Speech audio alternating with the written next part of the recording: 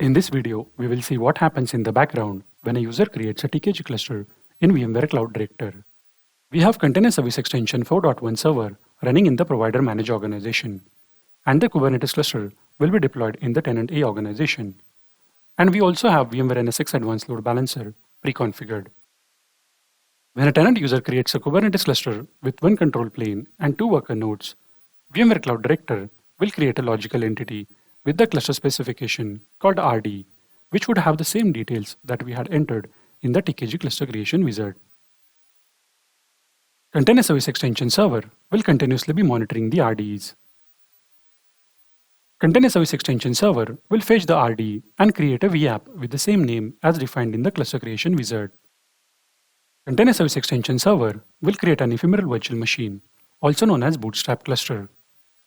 On the ephemeral virtual machine, Docker, Kind, kubectl, clusterctl, cluster API, and capvcd are installed.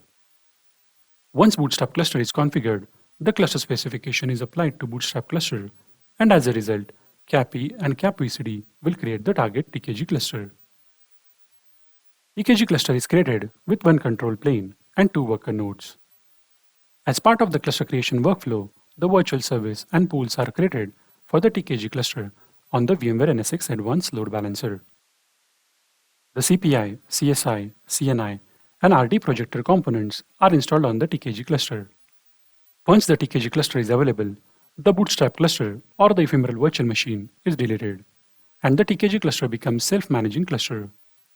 Any update operations like resize or upgrade are handled by the cluster, and the CSE server is not involved in the update workflow. In this video, we discussed about TKG cluster creation workflow. We hope you found this information helpful and informative. Thank you for watching.